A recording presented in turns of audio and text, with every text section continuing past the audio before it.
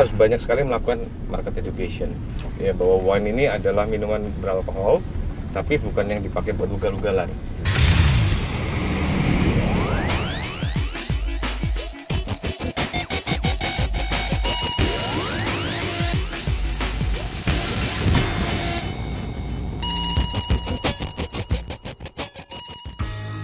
Menurut Euromonitor, penetrasi atau pertumbuhan market wine di Indonesia mencapai 8% per tahun.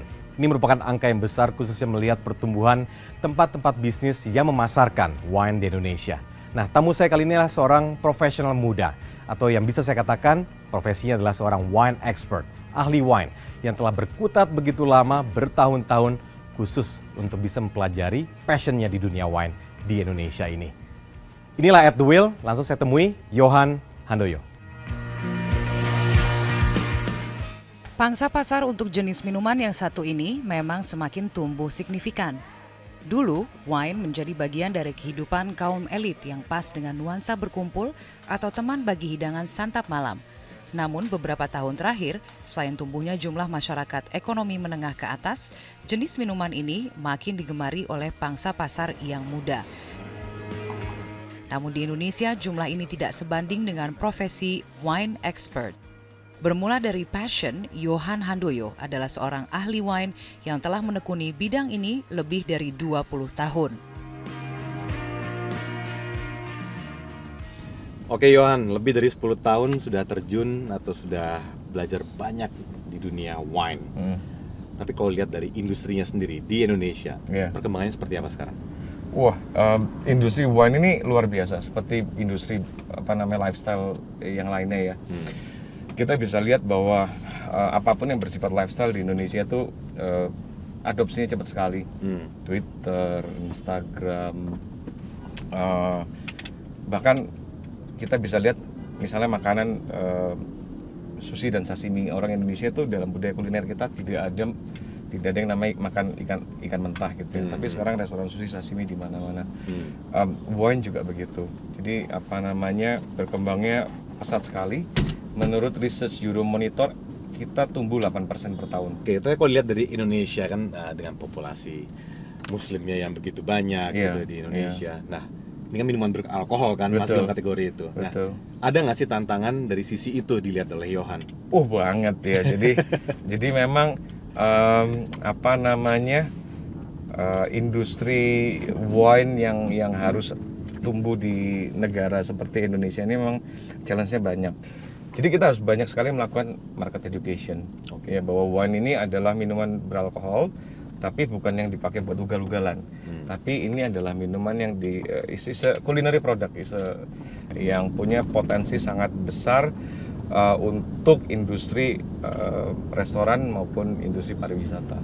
Oke, tapi kalau kita mundur ke belakang lagi, Johan sudah menentukan passionnya tahun 97. Pada saat itu tentu market wine Indonesia tentu tidak sebesar sekarang yang pasti kan? Iya, betul. Apalagi kalau misalnya pada saat itu Johan sudah menetapkan, kalau passion saya di sini, melihat Indonesia yang seperti itu keadaannya, apa sih yang disiapkan oleh Johan pada saat itu untuk bisa memantapkan lagi jalannya ke sini? Dulu nggak kepikir, Tom. Dulu gue pulang ke Indonesia tahun 2000 itu nggak langsung di wine. Jadi dulu kerja cukup lama di bidang IT. Wine itu cuma hobi dulu. Hobi. Saya melihat bahwa kok industri ini tumbuh. Ya dulu wine yang ada di Indonesia cuma ada di hotel bintang 5, itu juga cuma wine Australia dan sedikit wine Prancis. Tapi sekarang ada wine dari South Africa, Argentina, Hungary, Italia, Spain. Dan saya lihat belum ada nih orang yang fokus di sini gitu untuk membangun bisnis ini. Sehingga akhirnya saya memutuskan untuk coba deh nyemplung deh. Tapi dulu pertama nyemplungnya juga setengah kaki dulu. Setengah kaki itu artinya yang tahu nulis buku. Nulis buku artinya ini kan pengetahuan yang dan saya baca di artikel juga bahwa buku ini mendapat respon yang sangat positif. Betul. Dan itu bukan dari orang-orang di sini, tapi justru orang-orang di luar yang justru mengerti wine. Betul. Berarti pada saat itu setengah kaki ukurannya lebih ke dari segi edukasi maupun informasi Johan sudah menguasai sebenarnya kan? Sudah, tapi belum berani keluar dari comfort zone. Udah punya keluarga soalnya. Nah, dan betul ternyata begitu saya nyemplung, this job opens a lot of opportunities yang dulu waktu di IT malah nggak dapat. Di Indonesia ya? Di Indonesia. Tapi kenapa kok terpikirnya di Indonesia? Padahal jelas-jelas marketnya banyaknya di luar. Sebenarnya keahlian Johan, khususnya dari buku itu, sudah diakui di luar. Karena market di Indonesia sebenarnya gede banget. Oke. Gede banget. Cuma memang belum ada yang lihat.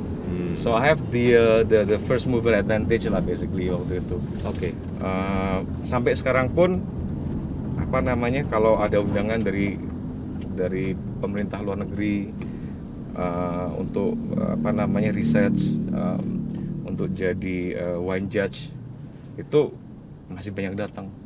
Oke. Tapi kalau dilihat dari bisnisnya sekarang, khususnya dengan peraturan pemerintah tadi sudah disebutkan kan, berarti strategi apa sih yang pada saat itu Johan kumpulkan untuk bisa membuka peluang ini? Jadi sebetulnya gini Tom, market ini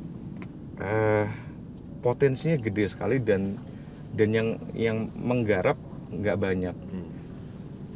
Sebagai perbandingan ya, di Indonesia dengan populasi sedemikian besar, importer cuma ada 14. Singapura lebih dari 600 importirnya. Dulu waktu saya join perusahaan yang sekarang saya kerja, importer dan distributor wine, market Bali dan market Jakarta itu Jakarta lebih tinggi. Ya, tapi setelah saya join sudah 50-50.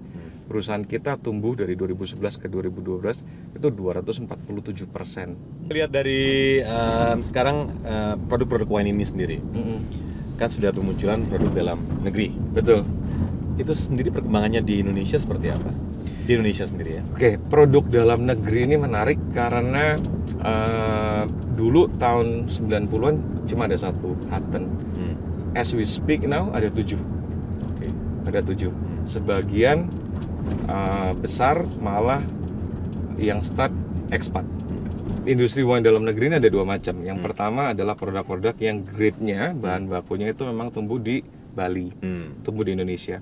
Yang kedua, grade-nya masih diimpor, tapi difermentasi dan dibotolkan di Bali.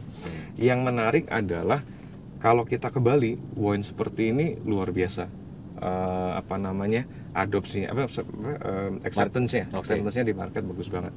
Cuma di luar Bali masih belum, karena orang Indonesia minum wine itu karena lifestyle ya, prestige gitu. Jadi kalau lihat wine lokal kayaknya masih belum begitu eager buat apa namanya, buat coba. Grape yang dipakai untuk bikin wine itu dari varietas yang namanya Vitis vinifera dan hanya tumbuh di 30-50 derajat lintang utara dan lintang selatan. Yang tumbuh di ekuator seperti kita itu sebetulnya tidak untuk dipakai bikin wine. It's a table grape buat dimakan kayak kita beli di supermarket. Nah, kalau wine seperti ini dibikin jadi wine, itu nggak punya shelf life yang cukup panjang, nggak punya aging potential. Jadi shelf life-nya paling less than a year. Less than a year? Less than a year. Berarti tidak ada kamusnya untuk produk-produk dalam negeri itu yang semakin tua semakin enak, bukan gitu ya? Nggak boleh. Nggak boleh seperti itu ya? Nggak bisa. Oke. Saya harus menyebut Johan sebagai apa? Saya juga bingung, Tom. Ada usul nggak, Tom?